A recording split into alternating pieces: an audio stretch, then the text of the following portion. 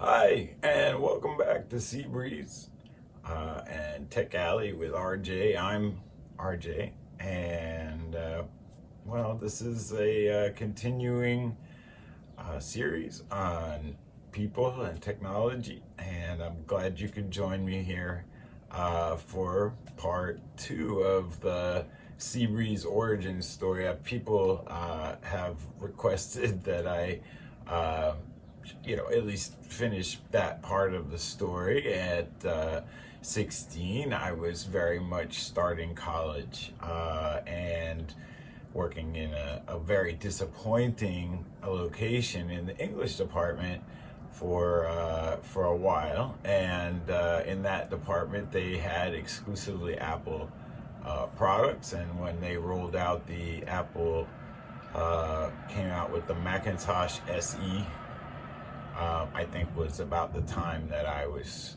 starting out. So you could look that up. At the time, they had a few Mac 512Ks laying around, the little fish tanks, square body deals. And they're beautiful little machines, but they weren't very interactive. They didn't want to talk to other machines. And so, roughly around 1988, I guess, I was plugging in machines to each other and creating a network, and the network would share printers and among other things. So we had a good time with that stuff. And sure enough, I guess I was 17, maybe a year in of college, and my math teacher said, call this phone number and tell them who you are. And so I did, and they offered me a job, and I didn't know, even at that point, I was like, who is this again? And they were like, oh, it's Apple.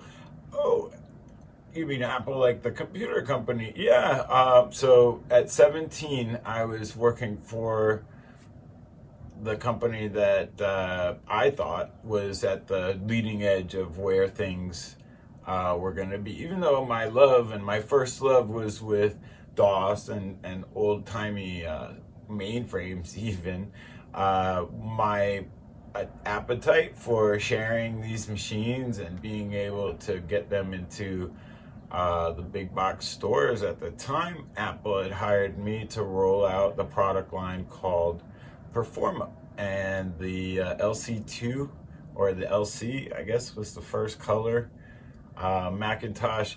So at that point, I was kind of in a good position to watch as Apple rolled out, going from a 5% market share to what we know today. And so at that same time, I was getting warm and fuzzy 3-ring binders of the company's starting photos of the van that Steve sold to buy the license to get Apple started. And so the business license was paid for by the sale of a Volkswagen minibus. And on April Fool's Day, 1976, we have what began as a future-looking company that allowed people to interact with technology in a new way. And I thought, all right, I can get on board. So that was a very interesting time. I was at the very moment starting to understand that there were probably alternate ways of society being able to interact. And so this online community had been very informative for me, and as well the machines that we were starting to see were more and more powerful. And as time went on, we started to see them become more and more ubiquitous, from your bank ATM machines to even today we have door locks that are used in the service of computers. So that's pretty interesting. And also, I would just add that, at 17, I was full of the whim and vigor of looking out at the future of the technology being a benefit. And I thought this was going to be great if we can, engage people in a way that would be safe, and understanding that in 1988, probably around that same time, the legislature and the Congress were getting bills presented to them about the corporate responsibilities when it comes to these interactions online. Because I think those companies, that we mentioned in the last episode, CompuServe and Prodigy, and then AOL eventually, and other community companies had realized the importance of governance and how that interaction was very costly, and so they lobbied the Congress to externalize those responsibilities, and now we have something called the Safe Harbor Act, and it allows people to say what they want, and it appeals to the First Amendment types that want to feel like their speech is protected in this new dynamic in the territory that we call the internet.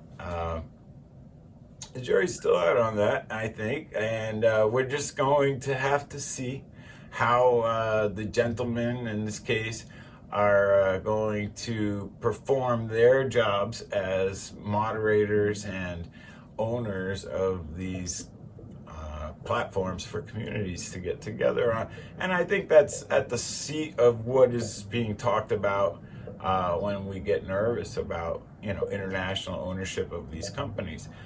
Quite honestly, we have domestic ownership, but only by virtue of the fact that the company's owners are within the United States when they start these companies. However, if the reach of those companies were to be measured, they are not domestic. They're multinational, as we know, and that can be very interesting when it comes to compliance and the expectation that these companies will comply with the laws in the countries where they operate. So before I get too deep into that mud hole, I want to just say that I spent maybe about 2 years working for Apple as the authorized product representative for 5 counties in Southwest Florida, and I loved it. I thought it was the coolest gig ever, and I introduced these crazy machines to guys wearing suits just like I used to, and they were not interested in seeing the machines that I was sharing and being deployed on their sales floors. We'll just say that. At the time, there was something called the operating system war, or the PC Mac war, and the war is over. Thank goodness. The internet has brought us together, and we're sharing all of the same problems now that we ever have. So we can congratulate ourselves on that the war between those operating systems is over, and learn the lessons from that, and that there is no winner in those mutually assured destructive technology races. If you're interested, go back and watch that wonderful movie War Games, so that we can understand that no one platform can be everything to everyone. Slightly modified, thank you, Abraham Lincoln. So if we're thinking about the 1980s and the heyday of Apple, the rainbow colored Apple, at this point the company would send me a stack of floppy disks, and my 17-year-old, 18-year-old self would be only too happy to deploy and distribute these presentations and what we called attract loops for the floor models at the big box stores. Circuit City, Montgomery Ward, none of these companies are in business anymore, but there you have it. It was around that same time that Apple decided that they were going to use a kind of an upgrade in their logo, and they dropped the rainbow. If you remember, it was a monocolored situation. The black Apple logo and the white Apple logo became the standard corporate entity identity. And it was around then that I realized that I wasn't going to be able to fulfill my mission in order to share computers with people safely.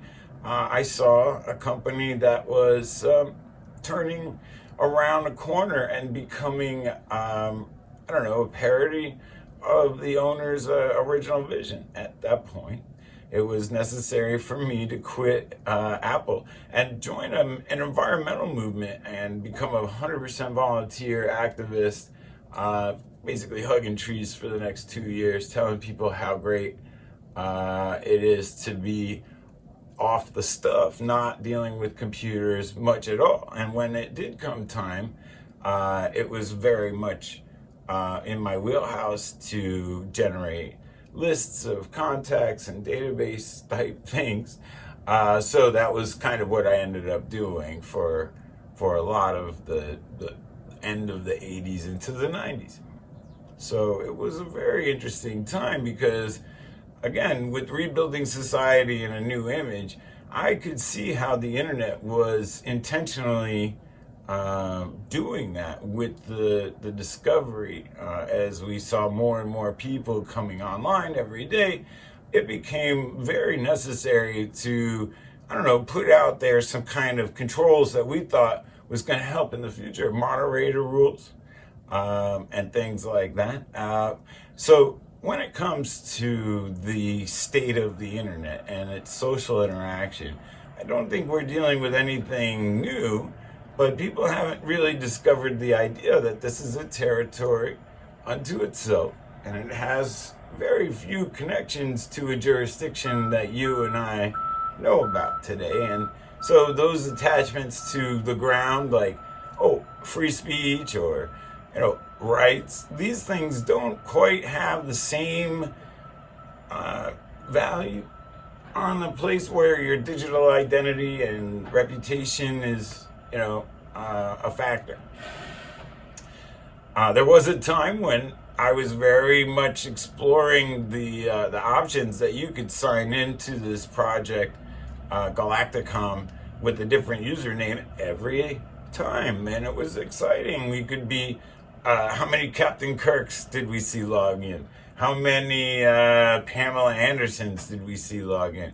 I personally logged in as Dr. Ruth, and I had weird people talking to me about very weird things in private chat when this was like very early days. Anyway, it taught me a lesson that it's better to be yourself fully and honestly, because you never know who you're talking to out there in the internet, and you never know who's going to be reviewing the record down the line. So my advice would be to pretend there's a bright shiny light on all of us, and I'll just leave that there for us to consider. And I want to thank you guys for sending in your questions. Next week we will get back to the questions, I promise.